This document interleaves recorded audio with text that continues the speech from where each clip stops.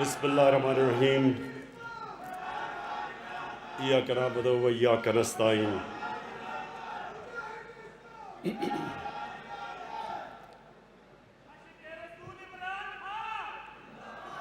بسم اللہ الرحمن الرحیم پھر سے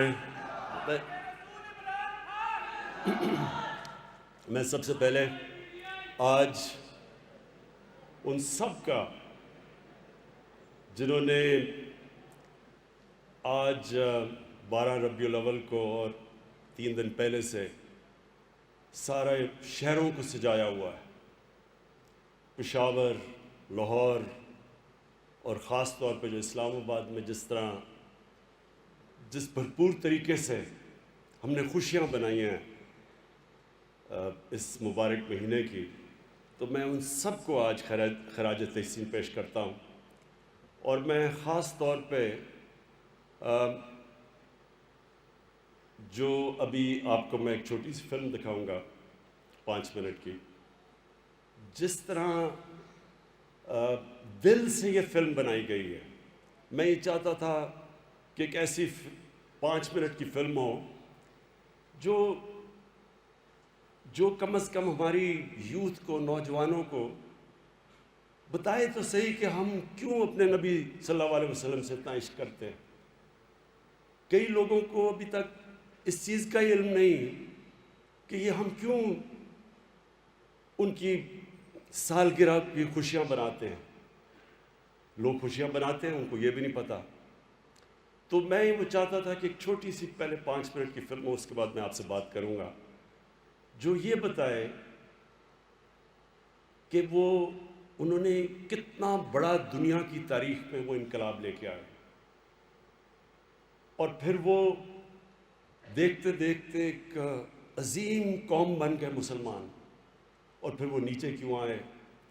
تو میں پہلے چاہوں گا کہ وہ فلم دیکھ لیں۔ اس سے پہلے میں اللہ کا خاصا شکر ادا کرنا چاہتا ہوں کہ اس نے مجھے توفیق دی کہ میں اپنی قوم سے اس بھرپور طریقے سے ہم 12 ربیع الاول کا خوشیاں بنائیں۔ میں اللہ کا شکر ادا کرنا چاہتا ہوں۔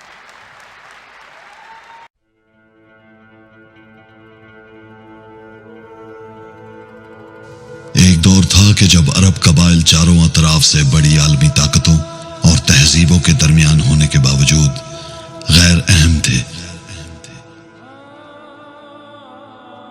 جہاں انسان کی کوئی اہمیت ہی نہ تھی۔ عرب معاشرہ عدل و انصاف و اخلاقی اقدار سے کوسوں دور تھا۔ جہالت کا زمانہ تھا، غلاموں سے انتہائی ناروا سلوک کیا جاتا تھا، بیٹیوں کو زندہ دفن کیا جاتا تھا، کوئی خاندانی نظام نہیں تھا، مختلف قبیلوں میں بٹے قبائل ایک دوسرے کے خون کے پیاسے تھے۔ تاریکی کے اس دور میں وجہ تخلیق کائنات محمد مصطفیٰ صلی اللہ علیہ وآلہ وسلم کا ظہور ہوا، جن کی آمد ایسی پرنور روشنی تھی کہ جس کے آگے کفار مکہ کے ظلم و ستم اور ناانصافی ماند پڑ گئی۔ حق اور سچ ایسا کہ دشمن بھی آپ کو صادق اور امین کہے بنا نہ رہ پائے۔ اس زوال پذیر معاشرے میں صدائے حق بلند کرنا آسان نہ تھا، اور جب حق کی آواز اٹھی تو مزاحمت بھی بھرپور ہوئی۔ مصائب بڑھے تو آپ صلی اللہ علیہ وآلہ وسلم اللہ کے حکم سے مدینے کی جانب ہجرت فرمائی۔ مدینہ جو آپ کے استقبال کے لیے منتظر تھا۔ شہر مدینہ عدل و انصاف، بھائی چارہ، معاشرتی فلاح اور اخلاقی اقدار کی نئی تہذیب کا محور بنتا گیا، جہاں انسانیت جاگ اٹھی اور ایک اسلامی معاشرے کی بنیاد پڑی، جہاں تعلیم عورتوں کو تحفظ فراہم کرنا ریاست کی ذمہ داری ٹھہری۔ ایک مثالی فلاحی ریاست جس میں اقلیتوں کو برابری کی بنیاد پر حقوق فراہم کیے گئے، جہاں مالک اور غلام کے درمیان فرق مٹا دیا گیا اور انسانیت کو شرف حاصل ہوا۔ وہیں رنگ و نسل کی تفریق مٹا دی گئی۔ آپ صلی اللہ علیہ وآلہ وسلم نے ایک ایسا معاشرہ ترتیب دیا جس نے اپنے کردار سے دنیا بدل کر رکھ ڈالی۔ میدان بدر میں صرف 313 پر مشتمل دستے نے ایک نئے عالمی انقلاب کی بنیاد رکھی۔ آپ صلی اللہ علیہ बहैसियत फातह मक्का आम माफी की रिवायत डालकर अमन का नया रास्ता दिखाया। यह दुनिया का वाहिद इनकलाब था जो इंसान की लाशों पर नहीं बल्कि हुस्न किरदार, ईमान और सच्चाई के असूलों पर कायम हुआ। बेशक इस्लाम प्यार, अखुवत और अमन का दीन है, ना कि जोर और जबरदस्ती का। नबी पाक सल्लल्लाहु अलैहि वसल्लम सिर्फ 10 सालों में एक ऐसा बड़ा इनकलाब लेकर आए जिसने दुनिया की इमामत की, जिसके आगे 2 आलमी कुव्वतें रोमन और पर्शियन एम्पायर ने जज्बा ईमानी वाले के सामने घुटने टेक दिए। यह एक फिक्री और नजरियाती इनकलाब था जिसकी बदौलत मुसलमानों ने सियासी, अस्करी, माशरती और माशी कुव्वत बनकर अक़वाम आलम में इल्म और हिकमत, साइंस और टेक्नोलॉजी में भी अपनी बरतरी का सिक्का जमाया। इल्म, तहजीब व तमद्दुन सदियों तक अरूज पर रही। फिर वक्त ने करवट बदली। तालीमात नबी से दूरी और अखलाकी पस्ती ने गुलामी को हमारा मुकद्दर बना दिया। और अब जरूरत इस अमर की है कि हम अमली तौर पर आकाए दो जहां रिसालत माब हजरत मोहम्मद मुस्तफ़ा सल्लल्लाहु अलैहि वसल्लम की सुन्नत पर अमल पैरा हों और अदल व इंसाफ, इंसानियत, सच्चाई, दयानतदारी और नेक किरदार से तर्ज जिंदगी अपनाएं। इसलिए रहमतुल आलमीन अथॉरिटी का क़याम अमल में लाया जा रहा है, जिसका बुनियादी मकसद और किरदार सबको मुत्तहद करना और हम आहंगी पैदा करना है। दुनिया को इस्लाम की असल शक्ल दिखाना है। इस अथॉरिटी में दुनिया के नामवर स्कॉलर्स अपना किरदार अदा करेंगे। स्कूल्स के अंदर सीरतुल नबी सल्लल्लाहु अलैहि वसल्लम के निसाब का मुसलसल जायजा लेना और रहनुमाई करना, मीडिया के जरिए माशरे की तर्ज जिंदगी में मुस्बित तब्दीली लाना, फिक्री और नजरियाती सोच को बेदार करना, इस्लामी तारीख और तालीमात पर मबनी फिल्मों, टेलीविजन ड्रामों के जरिए आगाही, यूनिवर्सिटीज में तहकीक और मुबाहिसा, हुकूमत की रब्बुल आलमीन स्कॉलर्स की मॉनिटरिंग, मेरिट पर मबनी ऑनलाइन सिस्टम, स्पेशल प्रोजेक्ट्स और सूफिया कराम की जिंदगियों और तालीमात से सीखना, नौजवानों को एक मुतबादिल रास्ता बताना जो सिरातुल मुस्तकीम है, जिसकी बुनियाद और असास सीरतुन नबी सल्लल्लाहु अलैहि वसल्लम है। सबक फिर पढ़, सदाकत का, अदालत का, शुजात का, लिया जाएगा तुझसे काम, दुनिया की इमामत का।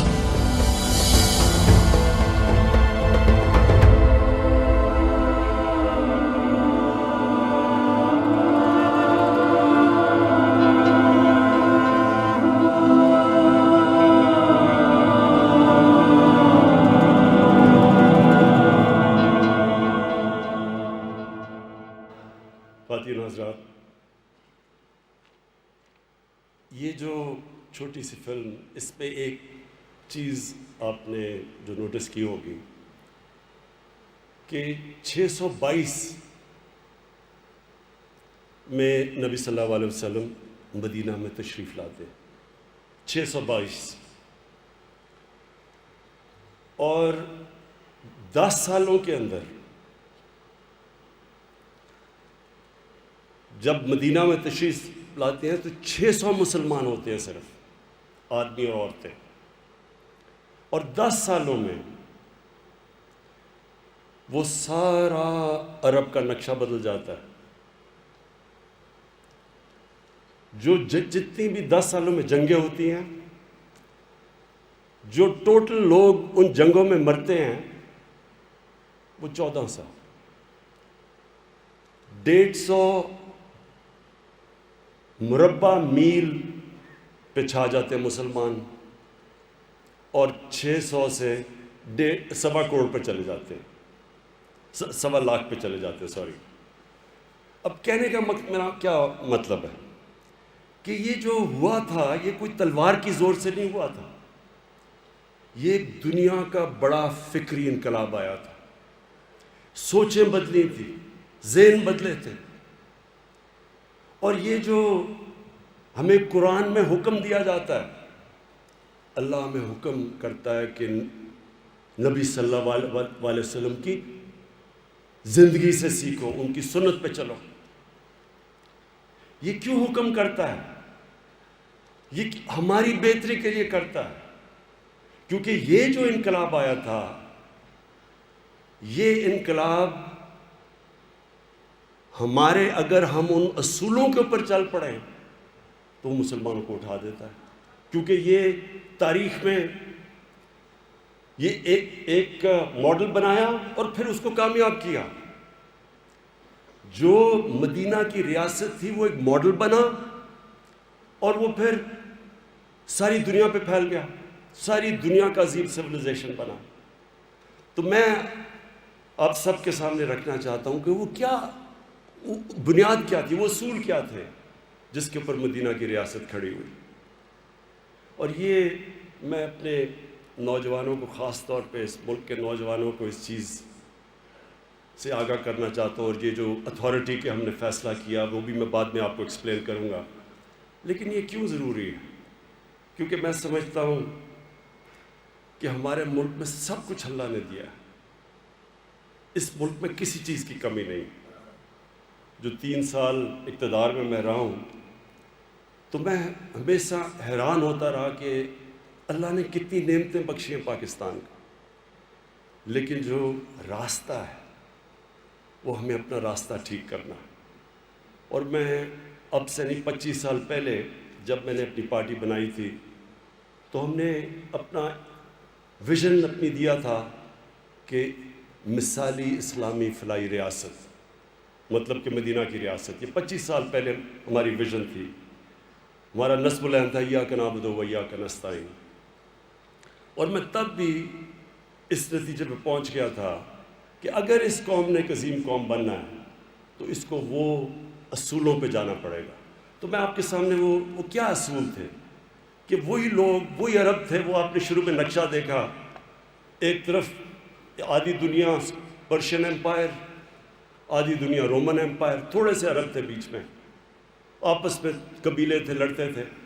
تو وہ کیا ہوا کہ 622 سے لے کے 632 تک وہ کیا ہوا کہ وہ 2 لوگ دنیا کی امامت کرنے شروع کر دیا، اور اگلے 20 سالوں کے اندر وہ موراکو سے لے کے تو ہندوستان تک پہنچ گئے، سینٹرل ایشیا تک پہنچ گئے۔ وہ کیا چیز تھی؟ اور یہ ہے، اگر ہم یہ سمجھ جائیں، یہ ہے جس سے انشاءاللہ ہمارا ملک ایک عظیم ملک بنے گا۔ اصول کیا تھے؟ تو میں آپ کے سامنے اصول رکھتا ہوں، اور میں کوئی اسلام کا اسکالر نہیں ہوں۔ انشاءاللہ یہ جو ہماری اتھارٹی بنے گی اس میں ہم ابھی سے بڑے بڑے انٹرنیشنل اور پاکستانی اسکالرز کو جمع کر رہے ہیں، اور ان کا کام ہے کہ یہ لوگوں تک لے کے جائے۔ لیکن میں نے اپنی جو تحقیقات کی میں آپ کے سامنے رکھتا ہوں۔ سب سے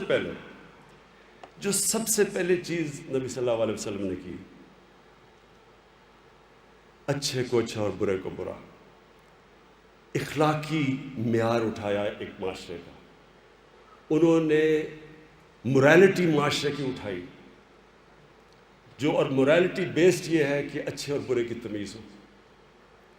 اور جو موریلٹی اٹھائی اس معاشرے کی، وہ بڑی دیر تک مسلمانوں کو دنیا کے اندر، جب مسلمان دیکھتے تھے تو لوگ ان کو سمجھتے تھے کہ یہ وہ ایماندار، صداقت، سچے لوگ، امانت دار لوگ ہیں۔ آپ حیران ہوں گے کہ جب آپ اکاؤنٹس پڑھیں، جب کروسیڈز کا پہلا، یورپینز کا پہلا ٹاکرا ہوا عربوں کے ساتھ، تو وہ ساری رائٹنگز میں پڑھیں کہ وہ مسلمان ان کو سمجھتے تھے کہ بالکل وحشی ہیں، جنگلی ہیں۔ اور وہ جب دیکھتے تھے صلاح الدین ایوبی کے اوپر، جب باہر سے آپ کتابیں پڑھیں تو ان کے بڑا کیریکٹر بڑا اوپر تھا، مورل سٹینڈرڈز بہت اونچی تھی ان کی۔ تو سب سے پہلے اپنی انہوں نے پرسنالٹی سے معاشرے کی اخلاقیات اٹھا دی، اور جو اگلی چیز انہوں نے کی، انصاف کا نظام، عدل اور انصاف، رول آف لا۔ ان کی 2 حدیث ہیں، وہ اتنی امپورٹنٹ حدیثیں ہیں، انہی پہ اگر ایک معاشرہ عمل کر لے، ان 2 حدیث سے معاشرہ اٹھ سکتا ہے۔ کہ ایک کہ میری بیٹی بھی اگر جرم کرے گی اس کو سزا ملے گی، قانون سے اوپر کوئی نہیں۔ اور دوسری چیز کہ تمہارے سے پہلے بڑی قومیں تباہ ہوئیں جدھر طاقتور کے لیے ایک قانون اور کمزور کے لیے دوسرا قانون تھا، رول آف لا۔ لیکن رول آف لا صرف ایک وہ قوم دے سکتی ہے جس کی اخلاقیات اوپر ہوں، جس کی مورل سٹینڈرڈز ہوں، morality ہو جس پہ۔ ہر کوئی قانون کی رول آف لا نہیں، قانون کی بالادستی نہیں قائم کر سکتا۔ آج آپ دنیا میں دیکھ لیں، دنیا بٹی ہوئی ہے، غریب ملک کون ہیں؟ بنانا ریپبلکس کس کو کہتے ہیں؟ جدھر قانون نہیں ہے، جدھر انصاف نہیں ہے۔ اور انصاف کا مطلب یہ ہوتا ہے کمزور کو انصاف چاہیے ہوتا ہے۔ طاقتور ہمیشہ کوشش کرتا ہے اپنے آپ کو اوپر رکھنے کی، اور کمزور جب ایک معاشرہ اس کو انصاف دیتا ہے تو وہ پھر اس معاشرے کا حصہ اور اس کو اون کرتا ہے، وہ اسٹیک ہولڈر بن جاتا ہے۔ اس لیے جو بھی ملک آگے بڑھے ہیں دنیا میں، تو یہ جو دو، ایک morality ان کی ہوتی ہے، ایک ان کے پاس کا انصاف ہوتا ہے۔ اور یہ میں اس لیے آپ کو کہہ رہا ہوں کہ ہماری جو اسٹرگل ہے اس پاکستان میں، وہ قانون کی بالادستی کی ہے۔ یہ ایک بیسک چیز ہے، جبکہ ایک معاشرہ جب رومنز بھی تھے تو وہ رومنز اپنے آپ کو دوسروں کو باربیرینز کہتے تھے۔ وہ باربیرینز کیوں کہتے تھے؟ کیونکہ رومن لا تھا، ان کے کوئی قوانین تھے، باقیوں کو ایک قانون نہیں تھا۔ Might is right. Banana republic کا مطلب ہوتا ہے جس کی لاٹھی اس کی بھینس۔ وہاں طاقت کا زور ہوتا ہے، جنگل کا قانون ہوتا ہے۔ تو اس لیے یہ جو مدینہ کی ریاست کے بیسس کیا تھے؟ morality اور پھر قانون کی بالادستی، رول آف لا۔ تیسری چیز، فلاحی ریاست۔ دنیا کی تاریخ میں پہلی دفعہ ایک انسانیت کا نظام آیا۔ انہوں نے ایک ریاست بنائی جدھر ریاست نے ذمہ داری لی اپنے کمزور طبقے کی۔ یہ پہلی ویلفیئر اسٹیٹ بنی تھی دنیا میں، اور یہ اسٹیٹ نے انسانوں کو پھر نچلے طبقے کو اوپر اٹھا دیا۔ جب ایک ریاست لوگوں کی بنیادی ضروریات پوری کرتی ہے تو وہ لوگ بھی جڑ جاتے ہیں اسٹیٹ کے ساتھ۔ یہ جو انصاف اور یہ جو انسانیت ہے، اس کی وجہ سے ایک قوم مضبوط ہو جاتی ہے، لوگ اون کرتے ہیں اس قوم کو۔ آپ اگر برصغیر کی تاریخ پڑھیں تو جب بھی فوجیں اوپر سے آتی تھی تو وہ سیدھی وہاں پانی پات کی جنگ ہوتی تھی، اور جو جیت گیا اس کا ہندوستان، کیونکہ فیوڈل سسٹم تھا یہاں قانون کی حکمرانی نہیں تھی، طاقت کی حکمرانی تھی۔ فیوڈل سسٹم کا مطلب کہ جو اوپر بیٹھا ہوتا ہے وہ قانون سے اوپر ہوتا ہے۔ لیکن افغانستان جو ہے اور جو ہمارا قبائلی علاقہ، اس کے اندر ایک جورس سسٹم تھا جس کو جرگہ کہتے ہیں، لوگوں کو انصاف ملتا تھا۔ تو یہ آپ دیکھ لیں کہ سارا یہ علاقہ، انگریز ہوئے، روسی ہوئے، پھر امریکی ہوئے، جو برطانیہ میں نے جب فتح کیا ہوا تھا پورا ہندوستان، یہ جو قبائلی علاقہ تھا یہ مسلسل لڑتا رہا ان کے خلاف۔ وہ کیوں لڑے؟ کیونکہ وہ آزاد، انصاف نے ان کو آزاد کر دیا تھا، اور آزاد لوگ وہی لڑتے ہیں اپنی آزادی کے لیے۔ اگر میرے پاس آزادی نہیں ہے، اگر فیوڈل سسٹم ہے، تو مجھے کیا فرق پڑتا ہے کوئی باہر سے آ کے اوپر حکومت کر لے۔ اس لیے ہندوستان کو فتح کرنا آسان تھا، اس لیے افغانستان مشکل ہے فتح کرنا۔ وہ فتح کر لیتے ہیں، اس کے بعد پھر قوم کھڑی ہونی شروع ہو جاتی ہے آزادی کے لیے اپنی۔ تو یہ جو مدینہ کی ریاست میں انہوں نے انصاف دیا اور پھر لوگوں کی بنیادی حقوق دیے، ان کی جو بنیادی ضروریات اسٹیٹ نے پوری کی۔ اور تیسری چیز، اس میں میرٹ آ گئی۔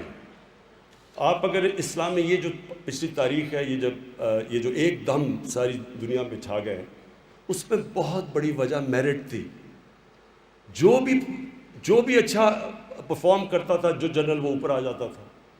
کوئی کسی کا یہ رائٹ نہیں تھا کہ ہمیں صرف بڑا عہدہ مل رہا ہے۔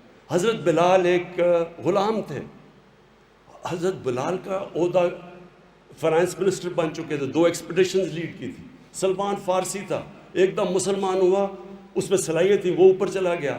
تو جو بھی ان کے امت میں جوائن کرتا تھا، اگر اس کے اندر صلاحیت تھی، وہ اوپر چلا جاتا تھا۔ تو میرٹ کا سسٹم تھا۔ پھر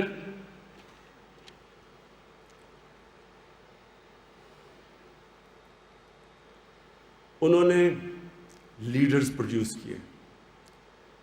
جب آپ یہ جو دور ہے، میں نے جو چھوٹی سی فلمیں ایک دم پھیل گئے، تو آپ ساتھ ساتھ یہ دیکھیں گے کہ ایک کے بعد دوسرا لیڈر نکلتا گیا، جو ان کے ارد گرد تھا وہ لیڈر بن گیا، سارے صحابہ لیڈر بن گئے، کیونکہ ان کی انہوں نے جو ان کے اندر کیریکٹر بلڈنگ کی، اچھا وہ کیا صلاحیت تھی، وہ لیڈر بن گئے۔ لیڈر کے اندر کیا کوالٹیز ہونی چاہیے؟ سب سے پہلے صادق اور امین، کبھی بھی کسی کی رسپیکٹ نہیں کرتی جو کہ ایماندار نہ ہو، سچا نہ ہو اور امانت دار نہ ہو، انصاف نہ کر سکے۔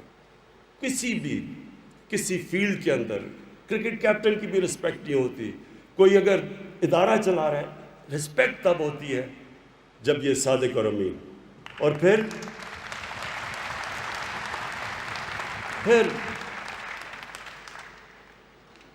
پھر لوگوں کے خوف، جو خوف ہے، یہ کبھی بزدل انسان لیڈر نہیں بن سکتا۔ ان سب کے خوف ختم کر دیے، جو ان کے قریب تھا ایک سے ایک بڑا وہ دلیر لیڈر بن گیا۔ تو خوف کیسے ختم کیے؟ کیونکہ 3 چیزوں سے انسان خوف کھاتا ہے، مرنے سے، ذلت سے، اور رزق جانے سے کہ میری روزی نہ چلی جائے۔ تو یہ قرآن کے اندر اللہ نے ان تینوں چیزیں کہا کہ میرے ہاتھ میں ہے۔ تو جب اللہ کے ہاتھ میں زندگی ہے، جب عزت بھی اس کے ہاتھ میں ہے، جب رزق بھی اس کے ہاتھ میں ہے، لوگوں کے خوف چلے گئے۔ تو وہ ایک ایسے لوگ بن گئے جو کہ لیڈرز بن گئے، اور اتنے چھوٹے ٹائم میں، اور انشاءاللہ یہ ہماری اتھارٹی اس پہ ریسرچ کر کے سامنے لے کے آئے گی کہ کتنے زیادہ لیڈرز اتنے تھوڑے وقت میں بنے۔ ایک لیڈر نہیں تھا، ایک ہیرو نہیں تھا، ہیروز ہی نکلتے گئے۔ سب انسان چھوٹے سے، جو مولانا رومی کہتا ہے نا کہ جب اللہ نے تمہیں پر دیے ہیں تو چونٹیوں کی طرح کیوں زمین پہ رینگ رہے ہو؟ اقبال کے شاہین بن گئے، زنجیریں توڑ دی انہوں نے، جنہوں نے روکا ہوا تھا انسان کو، جو اس کا پوٹینشل ہے، اشرف المخلوقات، اللہ کی سب سے عظیم مخلوق۔ آزاد ہو گئے لوگ، چھوٹے لوگ بڑے لوگ بن گئے، دنیا میں وہ پھیل گئے۔ اچھا، پہلے ان کے ساتھ جو صحابہ تھے وہ سارے لیڈرز بنے، ان کو جو دیکھے نیچے وہ لیڈرز بن گئے۔ تو سارے مسلمان ملکوں کے اندر جو مسلمان جب پھیلے دنیا میں، تو اس میں سب سے بڑی کوالٹی لیڈرشپ تھی۔ پھر انہوں نے معاشرے میں کیا کیا؟ خواتین، اس سے پہلے عورتیں پراپرٹیز ہوتی تھی آدمی کی، انہوں نے پہلی دفعہ عورتوں کو پراپرٹیز میں رائٹس دے دیے، حقوق دے دیے۔ وہ حقوق جو یورپ میں کئی 100 سال بعد آئے، اس وقت انہوں نے عورتوں کو حقوق دے کے معاشرے کے اندر، انہوں نے آخری خطبے میں کہا کہ عورت پہ بھی اتنے حقوق ہیں جو آدمی پہ ہیں اور آدمی پہ عورت پہ ہیں۔ پھر غلاموں کو انہوں نے جس طرح انہوں نے سٹیپس پہ غلاموں کو معاشرے کا حصہ بنایا، اس میں کسی اور قوم کی یہ تاریخ میں یہ نہیں ہے، کوئی مثال نہیں ایسی۔ یعنی انہوں نے جب کہا کہ اس کو اپنے فیملی ممبر کی طرح رکھو ایک غلام کو، تو وہ جو ان کے کہنے پہ، اور جو حضرت بلال کا جو مثال دی، مسلمان دنیا میں کئی صدیوں تک مسلم سلیو ڈائنسٹیز آئیں۔ یہاں قطب الدین ایبک ایک غلام تھا جو کہ بادشاہ بن گیا، مملوکس تھے مصر کے اندر جو غلام تھے، اور غلام سے ان کی ڈائنسٹی بن گئی، انہوں نے کئی 100 سال حکومت کی وہاں۔ اور پھر جو مقام تھا، پھر جو عثمانیہ سلطنت تھی، جانصاری ان کی ایلیٹ فورس تھی، وہ ساری غلاموں کو انہوں نے اوپر لا کے ٹریننگ دے کے ان کو اوپر بٹھا دیا، سب سے ایلیٹ ان کی فائٹنگ فورس تھی۔ تو غلام کا مرتبہ ہی چینج کر دیا، ان کو انسان کی طرح رکھا، فیملی ممبرز کی طرح رکھا۔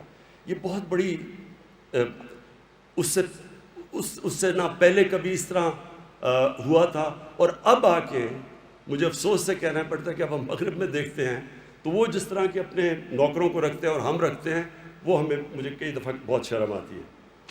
پھر بوڑھوں کی عزت، پہلی دفعہ پینشنز مدینہ کی ریاست میں شروع کی گئی تھی کہ بوڑھوں کی ذمہ داری لی ریاست نے، کمزوروں کی، بوڑھوں کی، بیواؤں کی، یتیموں کی، یہ ایک انسانیت کا نظام کھڑا کیا۔ تو جب آپ دیکھیں دنیا میں اپنی تاریخ دیکھیں تو کون تھے وہ جو ہماری ہندوستان کی تاریخ دیکھ لیں، جتنے بڑے بڑے صوفی تھے یہ سب عاشق رسول تھے، جتنے بڑے نام تھے، ہمارے بابا فرید گنج شکر، داتا صاحب، نظام الدین اولیاء، یہ سارے بڑے، معین الدین چشتی، یہ بڑے بڑے صوفی، یہ سارے عاشق رسول تھے، اور عاشق رسول ہوتے ہوئے ان کے قدموں پہ چل پہ ان کے کتنا مقام بن گیا۔ آج بھی ان کے مزاروں کے اوپر لاکھوں لوگ آتے ہیں، ان کو پیار کرتے ہیں، آج بھی ان سے کرتے ہیں۔ تو اس کی وجہ یہ ہے کہ جو بھی ان کے قدموں پہ چلے گا، جو بھی چلا وہ اوپر آ گیا۔ اچھا، اب جو اور پھر انہوں نے کہا چائنا بھی جانا پڑے علم حاصل کرنے کے لیے تو جاؤ، جب سے پیدا ہوتے ہو جب تک قبر میں جاؤ علم حاصل کرو۔ اور اس کی وجہ سے جو پھر ایک انقلاب آیا، علم کا انقلاب آیا، مسلمان سائنٹسٹ بنے ٹاپ ہر چیز کے اندر۔ ایک جو بغداد سینٹر بن گیا دنیا کی لرننگ کا، وہ جو بیت الحکمہ تھا، ہاؤس آف وزڈم، ساری دنیا سے کتابیں لائیں، ٹرانسلیٹ کی، نالج سینٹر بن گیا۔ ایسی مسلمان دنیا میں، کورڈوبا میں، مسلم اسپین میں ایک لائبریری تھی جس میں ساری یورپ سے زیادہ کتابیں تھیں، تو سینٹر آف لرننگ بن گیا مسلمان۔ لیکن جو سب سے امپورٹنٹ چیز میں کہنا چاہتا ہوں وہ یہ کہ دیکھیں، ہم غلطی کرتے ہیں کئی دفعہ، ہم کہتے ہیں ہمارے پیغمبر رحمت العالمین، اللہ نے ان کو خطاب دیا تھا، سب انسانوں کے لیے رحمت بن کے آئے تھے۔ اس کا کیا مطلب ہے؟ اس کا مطلب یہ ہے کہ جو انسان ان کی سنت پہ چلے گا وہ اوپر چلا جائے گا۔ یہ بڑا امپورٹنٹ سمجھنے کے لیے بات ہے، کیونکہ اس پہ اقبال نے بڑا زبردست شکوہ اور جواب شکوہ لکھا تھا۔ مقصد یہ ایک دفعہ شکوہ کہ دیکھیں ہم کدھر تھے اور ہم کدھر پہنچ گئے ہیں۔ تو جو اقبال نے جواب شکوہ میں لکھا تھا کہ جن چیزوں کی وجہ سے ہم اوپر آئے تھے، جب ہم ان سے نیچے گئے تو ہم نیچے آ گئے، اور جو ملک جن کو ہم کافر سمجھتے ہیں، جب وہ ان کی سنت کے اوپر چلنا شروع کریں گے، وہی اصول جو مدینہ کے ہیں، جو کیریکٹر کے، وہ اوپر آ جائیں گے، کیونکہ رحمت العالمین ہے۔ جو ان کے قدموں پہ چلے گا وہ اوپر آ جائے گا۔ اور اس میں بڑی آج کی ذرا میں مثالیں دینا چاہتا ہوں کہ دیکھیں جو ہم ملک جن کو کہتے ہیں کہ وہ اس مسلمان نہیں ہیں، ذرا میں صرف آپ کو مثالیں دینا چاہتا ہوں اپنی زندگی سے۔ میں پہلی دفعہ جب برطانیہ گیا تو میں حیران ہو گیا وہاں دیکھ کے، مجھے تو ہمیں تو پتہ ہی نہیں تھا فلاحی ریاست کیا ہوتی ہے۔ اس ریاست کے اندر پہلی دفعہ ہم نے دیکھا کہ انسانیت کیا ہوتی ہے۔ غریب آدمی کے لیے مفت علاج، غریب آدمی کے بچوں کے لیے مفت تعلیم اور بہترین تعلیم۔ اگر وہ غریب آدمی بے روزگار ہوتا تو اس کو ان امپلائمنٹ بینیفٹس ملتے ہیں، اسٹیٹ اس کا دھیان رکھتی ہے۔ عدالت میں جاتا ہے اور اس کے پاس پیسے نہیں ہیں تو لیگل ایڈ ملتی ہے اس کو۔ یہ میں نے پہلی دفعہ چیزیں دیکھی وہاں جا کے۔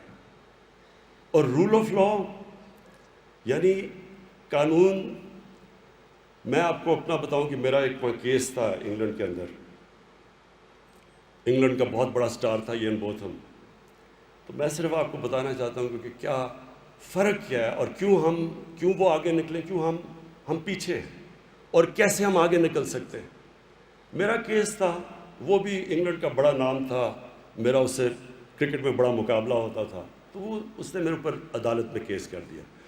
اس نے بھی سب سے بڑا وکیل لیا، میں نے بھی انگلینڈ کا سب سے بڑا وکیل لیا۔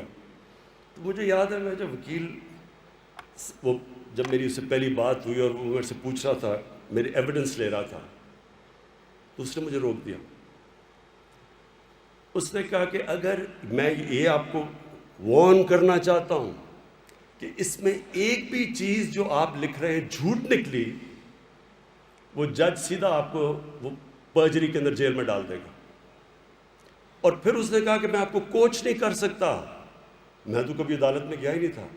اس نے کہا مجھے اجازت نہیں ہے کوچ کرنے کی.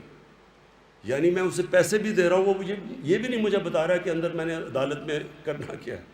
اس نے کہا تم نے صرف سچ بولنا جا کے. اور پھر میں تھوڑی دیر ہمارے اس کے بعد ایک بہت بڑا برطانیہ کا ایک نام تھا لارڈ جیفری آرچر. وہ پاکستانی کا ایک عزیز کرتا تھا پاکستانی, اس کا ایک بڑا کیس ہوا وہاں. وہ پاکستانی کیس ہار جاتا ہے. 3 مہینے کے بعد پتہ چلتا ہے کہ وہ جو لارڈ جیفری آرچر نے ایک جو گواہ لے کے آیا تھا اس نے جھوٹ بول دیا. 3 مہینے کے بعد وہ جیفری آرچر لارڈ جو اتنا طاقتور آدمی تھا برطانیہ میں, اس کو 3 سال کی جیل ہو گئی پرجری کے اوپر, صرف جھوٹ بولنے پہ. اب میں آپ کو کیا بتاؤں, میں پینما کیس میں, میرے ساتھ اور بھی میرے لوگ بیٹھے جو عدالت میں تھے, اب میں آپ کو کیا بتاؤں کہ کس طرح کے وہاں جھوٹ بولے گئے. قطری خط آ گیا. آپ کو میں یقین دلاتا ہوں کہ انگلینڈ کے اندر اگر قطری خط آ جاتا, سیدھا اگر وہ خط آ جاتا تو اسی وقت کیس رکنا تھا اور اس نے جیل میں ڈال دینا تھا اسے. پھر جی کلبری فونٹ آ گئی. وہ کلبری فونٹ 2007 میں آتی ہے, وہ 2006 میں کانٹریکٹ دکھا دیتے ہیں, ابھی وہ فونٹ آئی نہیں ہوتی. اس کے اوپر کوئی ایکشن نہیں لیا جاتا. یہ اوتھ کے اوپر جھوٹ بولا جا رہا ہے, جس طرح جھوٹی گواہیاں ہوتی ہیں یہاں. یعنی وہاں کا عدالتی نظام اور یہاں کا زمین آسمان کا فرق ہے. اور میں تب سمجھا کہ آپ کے پاس مورل اتھارٹی ہونی چاہیے انصاف کرنے کے لیے. اگر آپ کے پاس مورل اتھارٹی, آپ انصاف نہیں کر سکتے.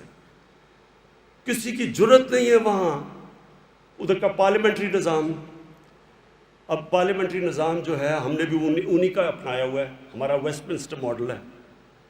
اب وہاں کا پارلیمنٹ, کیونکہ میری 20 سال گزرے وہاں, تو وہاں کا جو پارلیمنٹری نظام ہے جس کے اوپر ان کی ساری پارلیمنٹری ڈیموکریسی چلتی ہے, وہ ہے ہی اگر آپ کے پاس اخلاقیت, اگر آپ کے پاس اخلاقیت کا معیار ہے تو وہ ڈیموکریسی کامیاب ہو سکتی ہے, نہیں تو وہ نہیں چلتی. اور اسی لیے برطانیہ کی پارلیمنٹری ڈیموکریسی چلی نہیں ہے سوائے برطانیہ کی اور اینگلو سیکسن ملک میں. کینیڈا میں چل گئی, آسٹریلیا, نیوزی لینڈ کے علاوہ ساری جگہ پہ وہ بندربانٹ بن جاتی ہے, کیونکہ اس کے لیے ایک بڑا آپ کو مورل سٹینڈرڈ چاہیے ہوتے ہیں اس ڈیموکریسی کے لیے. وہاں کبھی کوئی تصور بھی نہیں کر سکتا کہ جناب ووٹ بکے گا. وہاں کوئی چھانگا مانگا جیسی اور وہ جو بند کر کے یا مری میں بند کر کے بھیڑ بکریوں کی طرح کبھی لوگ نیلام نہیں ہوتے. ادھر کوئی سوچ نہیں سکتا ہے. سب کو پتہ ہے سینٹ کے اندر الیکشن میں پیسہ چلتا ہے. وہاں کوئی تصور بھی نہیں کر سکتا یہ.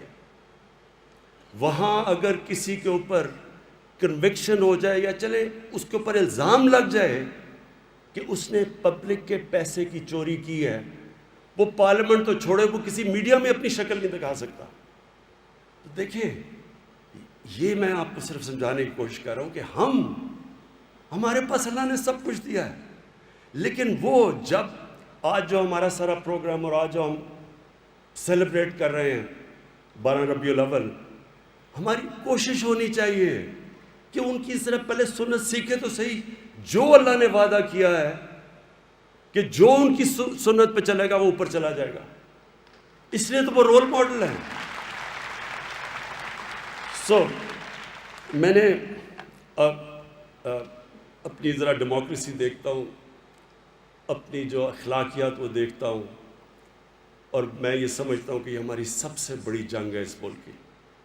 جب تک ہم اپنے ملک کے اندر یہ قانون کی بالادستی قائم نہیں کرتے, جب تک ہم یہ جنگ نہیں جیتے, نہ یہاں ملک میں صحیح جمہوریت آنے لگی ہے, نہ یہاں ملک میں خوشحالی آنے لگی ہے. آپ جو ہمارا سب سے بڑا اثاثہ ہے, کیونکہ میں پہلی 18 سال کا گیا تھا جب باہر, تو میرا سب سے زیادہ واسطہ اوورسیز پاکستانی سے. یہ جو بھی نجم شراز آیا تھا یہ بھی باہر اوورسیز پاکستانی ہے. سب سے زیادہ میرا ان سے واسطہ, کیونکہ میں پہلے کرکٹ کی وجہ سے ان سب کو میری ملاقات رہتی تھی ان سے, اور اس کے بعد جب میں شوکت خانم کے لیے پیسے اکٹھے کیے, بڑے پیسے اکٹھے کرنے تو سب سے زیادہ مدد میری اوورسیز پاکستانیت نے کی. تو میرا ان سے رابطہ سب سے زیادہ تھا۔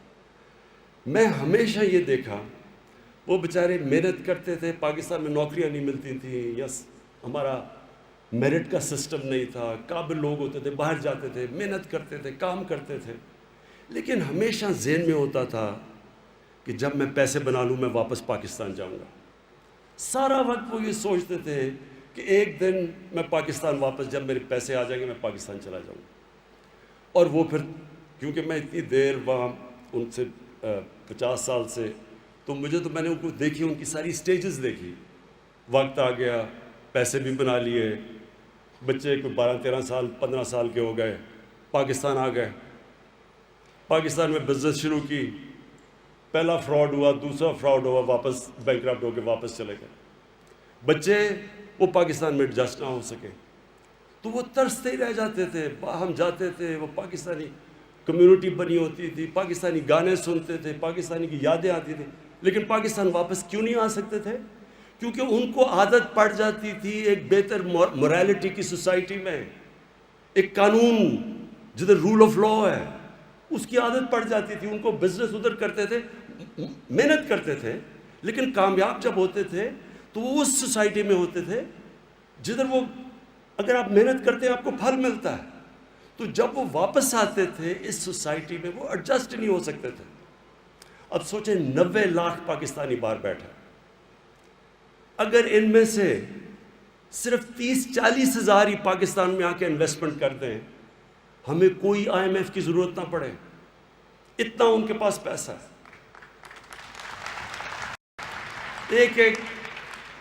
ایک پاکستانی میں جانتا ہوں جس کے پاس صرف اکیلے کی دولت اتنی ہے جتنا ہمارے IMF کا قرضہ ہے، ایسے جانتا ہوں میں وہاں۔ لیکن ان سے پوچھیں کہ آپ پاکستان کیوں نہیں آتے، وہ پاکستان کا سسٹم ان کو پاکستان نہیں آنے دیتا، وہ ترستے ہیں پاکستان آنے کے لیے۔ تو یہ جو مورالٹی، قانون کی بالادستی، یہ ہمارے ملک کے لیے، اس لیے اگر ہم نے خوشحال ہونا ہے تو ہمیں ضرورت ہے اس کی۔ اپنے ملک کو جب تک جو پوٹینشیل آزاد کرنا ہے تو تب تک یہ نہیں ہوگا جب تک ہم اس ملک میں قانون کی بالادستی قائم نہیں کریں گے، جب تک ہم اپنی اخلاقیات کو نہیں اوپر لے کے جائیں گے۔ اور یہ اللہ نے جب رحمت العالمین کا خطاب دیا تو انہوں نے کہا کہ جو ان کے راستے پہ چلے گا وہ اوپر چلا جائے گا۔ اب دیکھ لیا برطانیہ کے اندر ایک بڑا زبردست ایک سیکنڈ ورلڈ وار میں ایک انسیڈنٹ ہے کہ ہٹلر کی فوجیں سارا یورپ فتح کر لیا، انہوں نے سارا یورپ فتح ہو گیا۔ اب وہ انتظار کر رہی ہیں برطانیہ میں آنے کے لیے، صرف راستے میں سمندر ہے، بمباری ہو رہی ہے، بلٹس ہو رہی ہے، ایک بلڈنگ نہیں کھڑی، لندن کی تباہ ہو رہی ہے بلڈنگ۔ تو لوگ خوف زدہ ہو کے ان کے پرائم منسٹر ونسٹن چرچل کے پاس پہنچتے ہیں اور کہتے ہیں کہ پرائم منسٹر صاحب کیا ہم بچ جائیں گے، کیا ہم قوم بچ جائے گی؟ اس نے آگے سے جواب دیا کہ کیا ہماری عدالتیں انصاف دے رہی ہیں؟ وہ دنگ رہ گئے کہ ہم کہہ رہے ہیں کہ اس کی ہٹلر کی بمباری ہو رہی ہے، تباہ کر رہا ہے، ملک ہے، وہ کہہ رہا ہے آگے سے کہ عدالتیں انصاف دے رہی ہیں۔ اصل میں وہ مطلب اس کا یہ تھا کہ کیا ہمارے میں ابھی تک وہ اخلاقی معیار ہے کہ ہماری عدالتیں انصاف دے رہی ہیں، کہ ان میں قوت ہے انصاف دینے کی؟ تو ہوا کیا؟ برطانیہ تو بچ گیا، جرمنی بھی شکست کھا گیا، جاپان بھی شکست کھا گیا۔ جرمنی کے اندر ایک بلڈنگ نہیں کھڑی تھی جب جنگ ختم ہوئی، جاپان کے اوپر 2 ایٹم بم گر چکے تھے، 10 سالوں میں دونوں قومیں کھڑی ہو گئیں۔ کیوں کھڑی ہو گئی؟ کیونکہ اخلاقیات کو بمباری سے آپ تباہ نہیں کر سکتے۔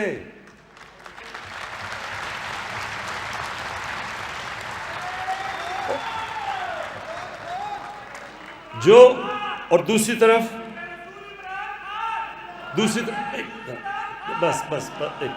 دوسری طرف آپ دیکھ لیں ہماری زندگی میں بیروت، سارے مڈل ایسٹ کا بیروت کو کہتے تھے پیرس ہے مڈل ایسٹ کا۔ ہم نے اپنی زندگی میں سارے یہاں سے بھی سوچتے تھے جی بیروت جانا ہے، وہ اتنی زبردست جگہ۔ آج بیروت اور لیبنن فیلڈ سٹیٹ کہا جا رہا ہے. آج ان کی اکثریت غربت کی لکیر سے نیچے چلی گئی ہے. کیا وجہ ہے؟ وجہ دیکھنی ہے تو وہ جو لوگ سڑکوں پہ نکلے ہوئے وہ کیا کہہ رہے ہیں کہ ہماری گورنمنٹ کرپٹ ہے. ہماری گورنمنٹ کرپٹ ہے یہ کیوں کہہ رہے ہیں؟ کیونکہ وہاں جو طاقتور ہے وہ قانون سے اوپر ہے, وہ پیسے بنا رہا ہے, اس کو ان کا قانون کا نظام نہیں پکڑ سکتا.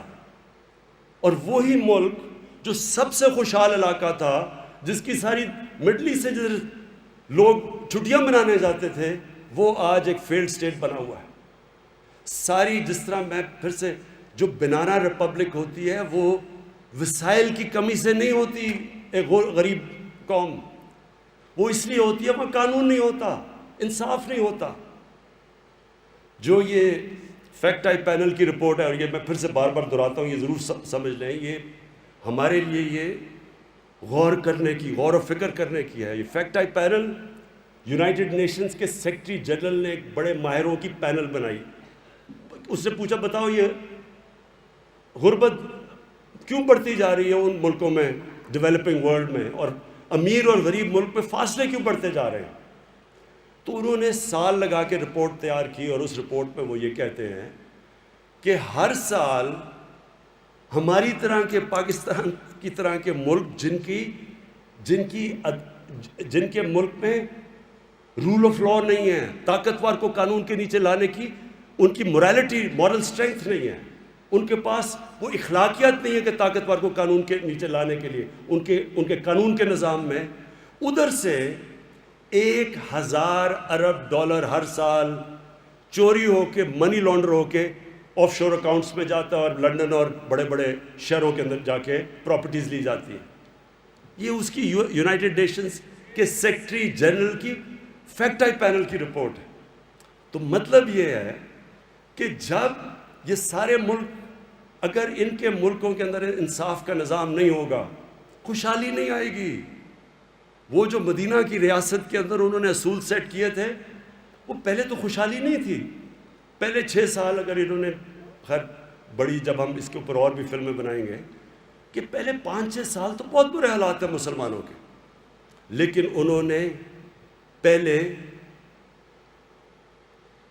انصاف قائم کیا, اخلاقیات اٹھائی سارے معاشرے کی, اور اس کے بعد انہوں نے فلاحی ریاست بنائی, یعنی پیسے نہیں بھی تھے لیکن انہوں نے غریبوں کو اوپر اٹھایا, ان کی اسٹیٹ نے ذمہ داری لی, اس سے وہ معاشرہ تک جڑ گیا. وہ سب, جب میں غریب آدمی ہوں, مجھے پتہ ہے کہ اگر معاشرہ میری مدد کر رہا ہے اور ملک میری مدد کرتا ہے, اور میں اگر طاقتور میرے سے کوئی ظلم کرے تو میں عدالت میں جاؤں گا, مجھے انصاف ملے گا, میں کھڑا ہو جاؤں گا اس ملک کے ساتھ. اس طرح انہوں نے اس کو قوم بنایا. پہلے تو قبیلوں میں بٹے ہوئے تھے, وہ کیسے ایک دم سپر پاور بن گئے؟ کیونکہ ان ساروں کو پتا تھا کہ یہ جو ریاست ہے یہ ہماری ہے.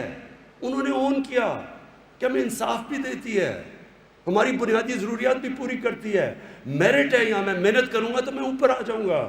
یہ نہیں کہ وہاں صرف چند خاندانی اوپر بیٹھے ہوئے ہیں, جو محنت کرے گا اوپر آ جائے گا. قوم کو آزاد کر دیا, اور پھر اور اپنی مثال سے جو لیڈرشپ انہوں نے کھڑی کی, ان کو شاہین بنا دیا. تو لیڈرز بھی بن گئے, قوم بھی آزاد ہوگی, اس قوم پھیل گئی دنیا پہ. تو ہمارا چیلنج اب کیا ہے؟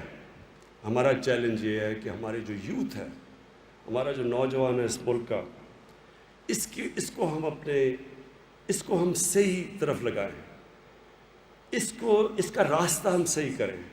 اکثریت اس ملک کے نوجوانوں کی ہے, اور میں اپنے نوجوانوں کو یہ پیغام دینا چاہتا ہوں کہ دیکھیں, مجھے تو اللہ نے سب کچھ دے دیا ہے. میں وہ ایک خوش قسمت انسان ہوں جس کو کوئی کسی قسم کی ضرورت نہیں ہے. جو میں چاہتا تھا, جس طرح کی جو بھی چیز ہے, اللہ نے تو مجھے سب کچھ دے دیا. میں صرف یہ چاہتا ہوں کہ میں پہلی جنریشن تھا اس ملک کی, ہمارے ماں باپ غلام ہندوستان میں پیدا ہوئے تھے. ہم بچپن میں ساری وقت کہانیاں سنتے تھے جو ماں باپ ہمیں بتاتے تھے کہ تمہیں نہیں پتہ غلامی کیا ہے, کس طرح انگریز یہاں حکومت کرتا تھا، کس طرح ہماری کوئی حیثیت نہیں تھی. تو وہ ہم بڑے ہوئے تھے اس چیز سن کے. اور پھر ہم نے اپنے ملک کو اوپر جاتے دیکھا. یہ یاد رکھو آج سے 50 سال پہلے پاکستان اوپر جا رہا تھا، یہ سارے خطے میں سب سے تیزی سے ترقی کر رہا تھا. اور پھر ہم نے اس کو نیچے آتے دیکھا اور اس کو ہم نے ادھر. تو میری کوشش ایک ہے کہ ہم واپس ایک وہ ملک جو ایک بہت بڑی خواب تھی پاکستان کی، لا الہ، جس ملک کا نعرہ تھا کہ پاکستان کا مطلب کیا، لا الہ الا اللہ، اس کو کس نے اس ملک کو یاد رکھے. جو ہندوستان میں مسلمان تھے ان کو تو پتا تھا وہ پاکستان کا حصہ نہیں بن سکتے، انہوں نے بھی پاکستان کے لیے ووٹ دی، کیونکہ علامہ اقبال نے وہ خواب دیا پاکستان کا کہ ایک مثالی اسلامی ریاست بنے گی، ماڈل بنے گی سارے مسلمانوں کے لیے. ہم نے وہ نیشن بننا تھا، ہم نے اور وہ ماڈل کیا مسلمانوں کا، وہ مدینہ کی ریاست ہے. تو ہم نے تو، اور پھر پاکستان کی جو آبجیکٹو ریزولوشن وہ کیا تھی، اسلامی فلاحی ریاست، وہ بھی مدینہ کے. سو ہمارا تو آبجیکٹو وہ تھا. تو یہ جو قادری صاحب نے بھی بات کی کہ ہمیں جس راستے پہ 74 سال پہلے چل جانا چاہیے تھا، وہ انشاءاللہ ہم سفر اب شروع کرنے لگے. مجھے قادری صاحب نے کہا، مجھے کہتے ہیں کہ میں جب لوگوں کو کہتا ہوں کہ دیکھیں پرائم منسٹر چاہتا ہے کہ مدینہ کی ریاست کے طرز پہ پاکستان کو بنایا جائے، تو کہتے ہیں وہ آگے سے کہتے ہیں خود تو سارے مزے کر گئے، اب ہمیں لگا دیا مدینہ کی ریاست کے اوپر.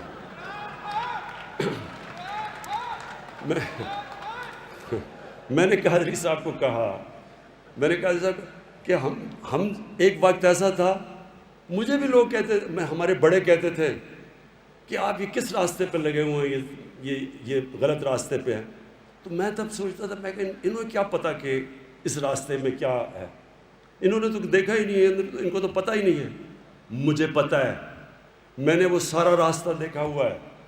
میں نے ساری، جو لوگ تصور کرتے ہیں،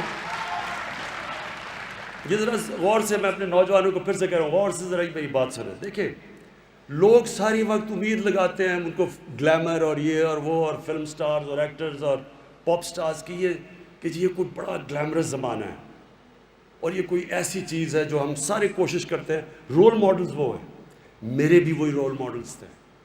ہم جب ایچ ایس کالج سے نکلے تو مجھے تو یہ چیزیں پتہ نہیں تھی اپنے نبی صلی اللہ علیہ وسلم کی. مجھے تو کوئی مدینہ کی ریاست کی صحیح معنی میں سمجھ ہی نہیں تھی. مجھے تو ان کی پوری طرح زندگی کا اندازہ نہیں تھا. ہمیں ایسے ایک لگتا ایسے تھا، جب ہم تب تو بڑے تھوڑے انگلش میڈیم اسکول تھے، تو جب ہم وہاں سے لگتا ایسے تھا کہ ہمارا جو اپنا کلچر ہے وہ بھی پیچھے ہے، ہم بیک ورڈ ہیں، سارا کچھ آگے ہے، ٹیکنالوجی ادھر ہے، وہ ملک آگے نکل گئے، اور جو وہ کہتے ہیں وہ ٹھیک ہے، اور جو ان کے رول ماڈلز ہیں وہ ہمارے بن گئے. تو ہم ان رول ماڈلز کے پیچھے ہم سب فالو کرتے رہے، اور رول ماڈلز بنتے رہتے ہیں انسان کے. میں پہلے میرے اپنے 2 کزنس تھے، وہ رول ماڈلز تھے، کرکٹرز تھے دونوں. پھر جیسے جیسے آگے گیا تو اسپورٹس مین، پھر پاپ سٹار وغیرہ. تو مجھے تو موقع ملا اس ساری زندگی کو اندر سے دیکھنے کا. اور میں تو اپنے تجربے سے آپ کو کہہ رہا ہوں کہ جو اس وقت ہمارے یوتھ کے سامنے چیلنجز ہیں، اگر ہمارے سامنے چیلنجز تھے تو آج یوتھ کے سال میں تو، اور سوشل میڈیا آ گیا، وہ تو بہت بڑھ چکے ہیں چیلنجز. اور میں اس نتیجے پہ ہوں کہ ہم جب تک واپس نہیں جائیں گے، وہ جو ہمیں ان اصولوں کے اوپر نہیں جائیں گے، ہمارا معاشرہ اوپر نہیں آ سکتا، بلکہ بڑے خطرے میں ہے. تو میں اب آپ کو صرف یہ اپنی جو بتاتا ہوں کہ ہمارا مقصد کیا تھا یہ رحمۃ اللہ علیہ اتھارٹی بنانے کا. اس کا مقصد کیا تھا؟ اس کا سب سے بڑا مقصد پھر سے یہی ہے کہ ان کی زندگی کو، اپنی نوجوانوں کو، ان کو ہم تیار کریں، ان کو سمجھائیں. دیکھیں ایک چیز یاد رکھ لیں کہ دین کے اندر کوئی زبردستی نہیں ہے. اب دین میں کوئی زبردستی نہیں ہے. اب کسی کو زبردستی دین کی طرف نہیں لا سکتے. اور اللہ نے قرآن میں یہ واضح کر دیا. ہم راستہ دکھا سکتے ہیں. ہم ایک معاشرہ اپنے بچوں کو دو راستے کے، آپ کے سامنے دو راستے ہیں. نماز میں ہم وہ دو ہی راستے ہیں نا. ہم اللہ کو کہتے ہیں وہ راستہ دے جس پہ تو نے نعمتیں بخشی، دوسرے راستے پہ نہیں جدھر تباہی کا راستہ ہے. ہم کم از کم اپنے بچوں کو بتا تو سکتے ہیں کہ اس راستے پہ چلو گے تو یہ ہوگا، اس راستے پہ چلو گے تو یہ ہوگا. یہ تو ہم کر سکتے ہیں. باقی پھر اللہ سے دعا کرتے ہیں کہ اللہ ان کو سیدھے راستے پہ لگا دے. تو یہ جو اتھارٹی کا مقصد یہ ہے، اس میں جو گورنمنٹ کرے گی، میں پہلے اپنا گورنمنٹ بتا دوں جو ہماری کوشش ہے. نمبر 1، میں پھر سے آپ کو کہتا ہوں کہ میں جب تک زندہ ہوں اس ملک میں انصاف اور قانون کی بالادستی کی جنگ میں لڑوں گا، رول آف لاء کے لیے لڑتا رہوں گا.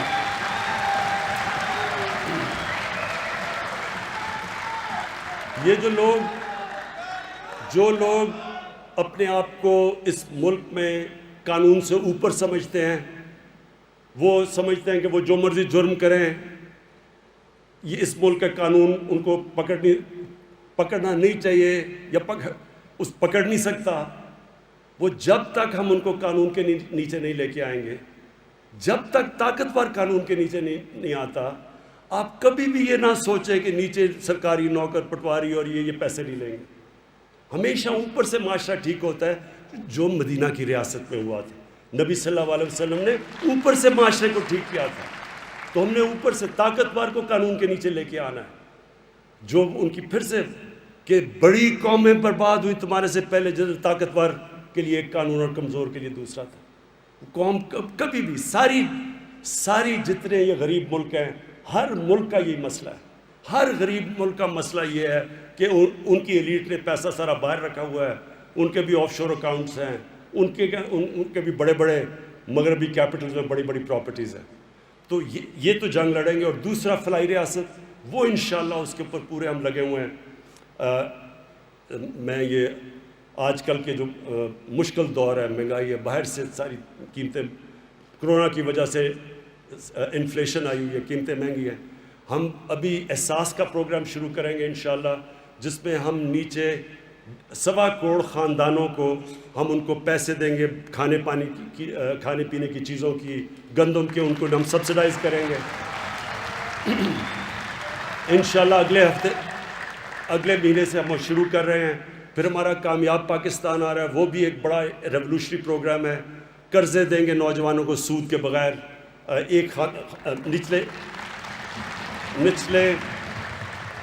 نچلے انشاءاللہ 1.25 کروڑ خاندانوں کو ایک خاندان کے اندر پہلے گھر بنانے کے لیے مائکرو کریڈٹ دیں گے.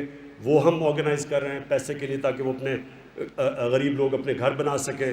دوسرا، ان کو سستے قرضے دیں گے، شہروں میں اپنی دکانیں، دیہاتوں کے اندر وہ زرعی چیزیں خرید سکیں. اور تیسرا، سب کو پختونخوا میں سب کو ہم ہیلتھ کارڈز دے کے بیٹھے ہیں. مارچ تک پنجاب میں سب لوگوں کو ہیلتھ کارڈ مل جائیں گے. ایک غریب گھرانے کے اندر 10 لاکھ روپیہ ہر خاندان کے پاس ہو، کسی بھی ہسپتال میں اپنا جا کے علاج کروا سکے. تو انشاءاللہ یہ ہماری کوشش ہے. لیکن جو اتھارٹی کرے گی، جو خطرہ ہمیں ہے، وہ خطرہ سب سے زیادہ اپنے نوجوانوں کے، جو اس ملک میں بڑی تیزی سے سیکس کرائم بڑھ رہی ہے. یہ بہت بڑا خطرہ ہے معاشرے پہ. اور میں آپ کو یہ بتا دوں کہ یہ میں نے خود دیکھا برطانیہ میں. جب میں شروع میں گیا تو 14 کے اندر ہر 14 شادیوں میں 1 طلاق ہوتی تھی. اس وقت نیا وہاں شروع ہوا تھا sex, drugs and rock and roll. یہ ایک نیا کلچر شروع ہوا تھا. فحاشی عام ہو گئی وہاں، پہلے ایسے نہیں ہوتا تھا. آہستہ آہستہ انہوں نے اپنے معاشرے کے اندر جس طرح فلمیں ان کی بدلنی شروع ہوئیں، ٹی وی کے اوپر آنا شروع ہوا وہ چیز جو پہلے نہیں آتی تھی، ان کے معاشرے کے اندر سب سے پہلے امپیکٹ پڑا شادی کے اوپر، خاندانی نظام کے اوپر. اور وہ جب ان کا خاندانی نظام آہستہ آہستہ ٹوٹنا شروع ہوا تو تب ہمیں سمجھ آئی کہ کیوں یہ پردے کا کانسیپٹ ہے.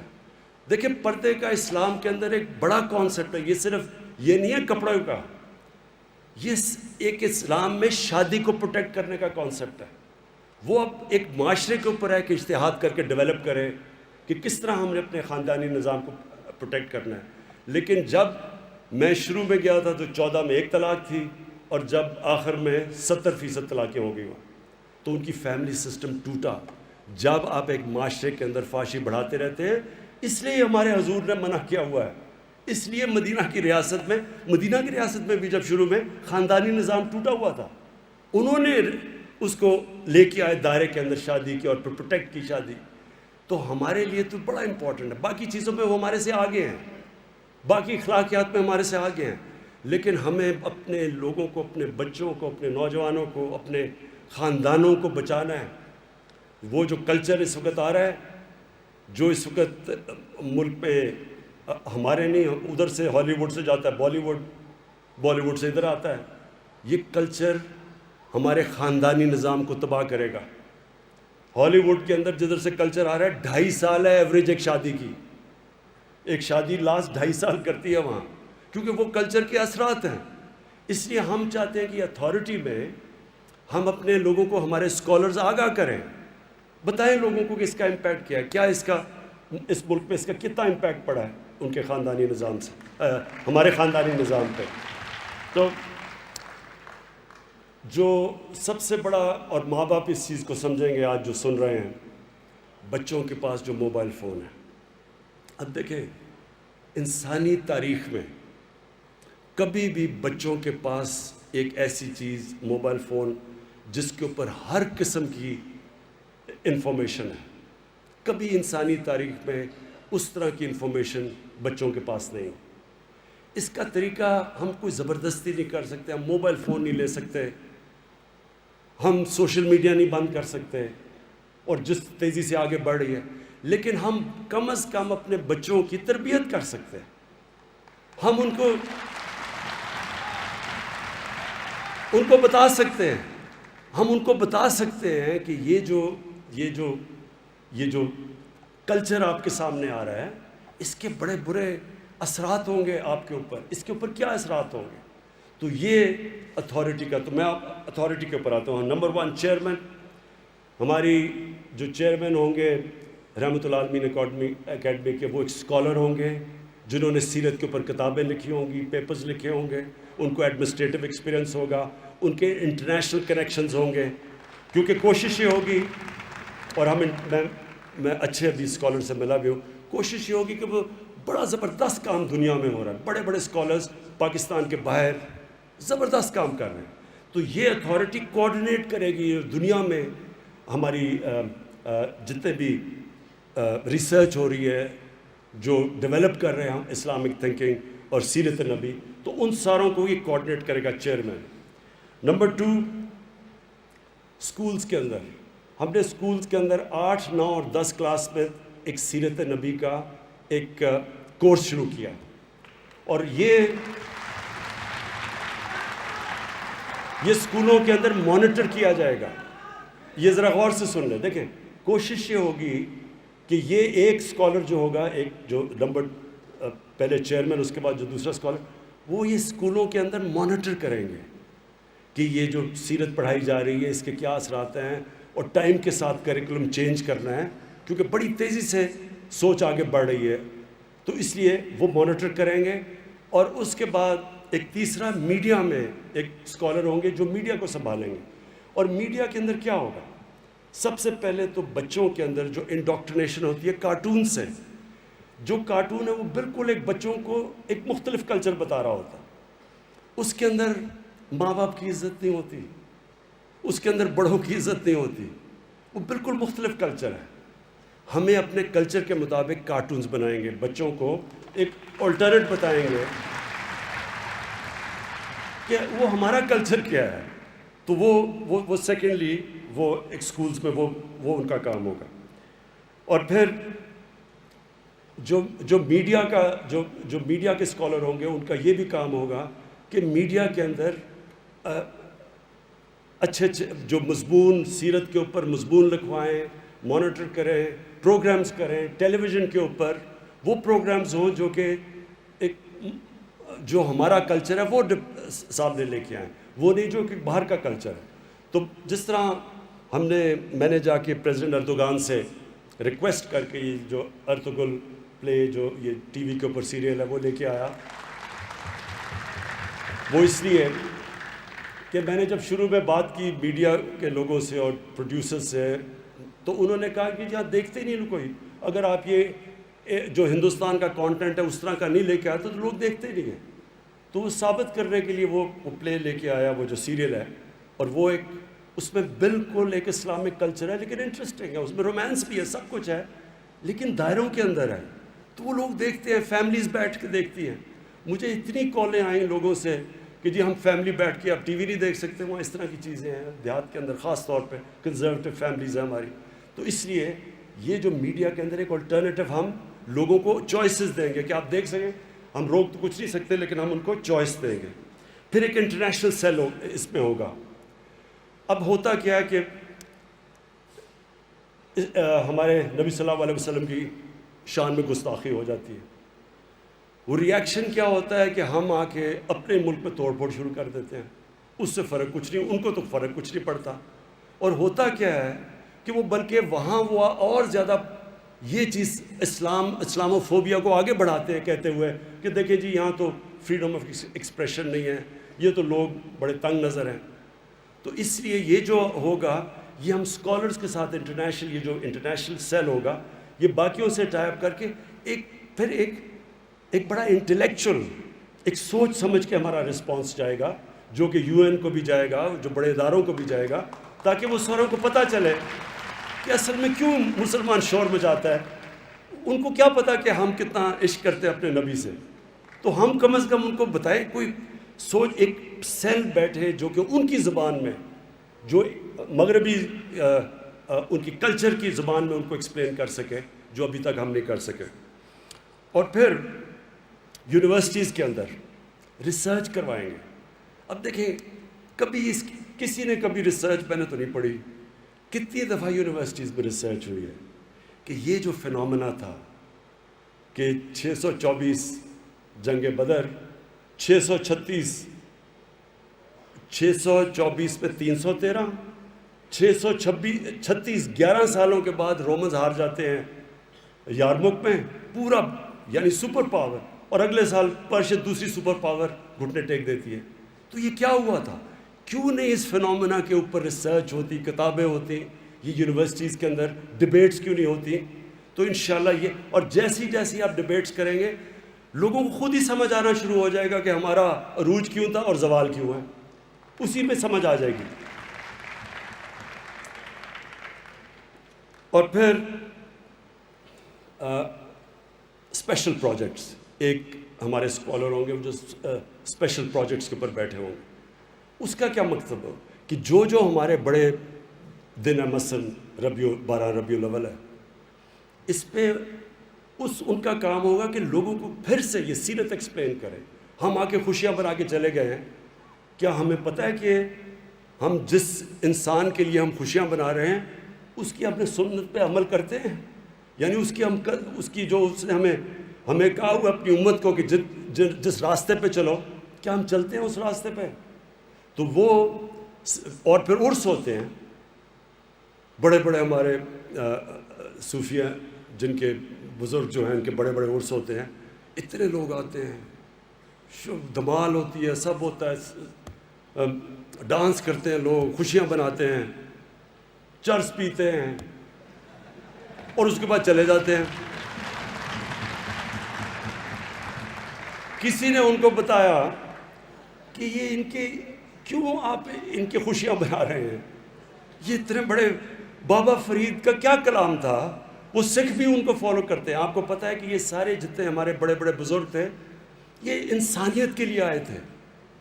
ابھی آپ وہاں چلے جائیں سندھ کے اندر تو ادھر آپ دیکھیں گے کہ جب عرس ہوتے ہیں تو اس پہ ہندو بھی آئے ہوئے ہوتے ہیں، کیونکہ یہ سب انسانیت کے لیے تھے. اور یہ کس کو فالو کر رہے تھے؟ رحمت العالمین کو، جو انسانیت کے لیے آئے تھے. تو سب انسانوں کو اکٹھا کرنے والے تھے. یہ اسلام پیار کا دین تھا. یہ جب عرس پہ جب جائیں تو کم از کم اس سے پہلے ہم بتائیں تو صحیح کہ ہمارا دین تو پیار کا دین ہے. یہ تقسیم کرنا، کبھی بندوق کے نوک کے اوپر کرنا، یہ ہمارا دین نہیں ہے. اس لیے ایک اسپیشل پروجیکٹس ہم نے سوچا کہ اس کے اوپر ہو، جو کہ جتنے بھی ہمارے ریلیجس فیسٹیولز ہوں اس کے پیچھے بتائیں تو صحیح کہ ہم کیوں یہ سیلیبریٹ کر رہے ہیں. اور لاسٹلی پھر اسکالرشپس. ہم نے ابھی تک رب العالمین کے رحمت العالمین کی نام پہ اسکالرشپس دیے, اور ان اسکالرشپس میں ایک پھر یہاں بیٹھ کے جو ہماری اتھارٹی میں ہوگا, اس کا کام یہ ہوگا کہ دیکھیں کہ کیا پہلے تو اسکالرشپس میرٹ پہ جا رہی ہیں, آن لائن پورے کمپلینٹس جن اسکالرشپ جو بھی لیں گے ان کے کوئی بھی کمپلینٹس ہیں, مسئلے آ رہے ہیں, کوئی ایسے اسٹوڈنٹس ہوں گے جو قابل لوگ ہوں گے, پڑھ رہے ہیں, یعنی کسی سبجیکٹ پہ بھی پڑھ رہے ہیں اور ان کے پاس پیسے ختم ہو جاتے ہیں, وہ یہاں آن لائن ہمیں کانٹیکٹ کریں گے. مقصد اس کا یہ ہوگا کہ ہم سروس کریں گے قابل لوگوں کو رحمت للعالمین اسکالرشپس کے نام پہ, تاکہ وہ ہمیں کانٹیکٹ کر سکیں. ادھر سے وہ کریں گے, ادھر سے سارا سینٹرلائز ڈیٹا بیس اس کا بنے گا, اور انشاءاللہ یہ پھر اس کو ایکسپینڈ کرتے رہیں گے. میں جو آخر میں بس میں صرف ایک چیز کہنا چاہتا ہوں کہ دیکھیں, میری کوشش یہ ہے کہ میرا جو نوجوان ہے پاکستان کا, اس کو یہ جو اللہ نے اتنا عظیم ملک دیا ہے اور ان لوگوں کو پوری طرح اندازہ نہیں ہے, سب کچھ دیا ہے, میں صرف یہ چاہتا ہوں کہ میری طرح وہ یہ چلیں, اور رول ماڈلز تو ہوتے ہیں, رول ماڈلز تو ہر انسان کے ہوتے ہیں, لیکن ان کا نمبر 1 رول ماڈل میرے نبی صلی اللہ علیہ وسلم بن جائے. اور ہم پوری طرح, ہماری گورنمنٹ پوری مدد کرے ان کو پورا آگاہ کرنے کے لیے کہ ان کی وہ کیا وجہ تھی, ان کے اندر کیا صفتیں تھیں کہ دنیا میں نہ کبھی ایسا انسان آیا اور نہ آ سکتا ہے, اور جس کو اللہ نے اپنا حبیب مانا, وہ سارے میرے نوجوانوں کو سب کو پتہ چل جائے, تاکہ وہ پھر ہمیں پھر کچھ کرنے کی ضرورت نہیں پڑے گی. یہی ہمارا نوجوان انشاءاللہ اس ملک کو ایک عظیم ملک بنا دے گا. شکریہ.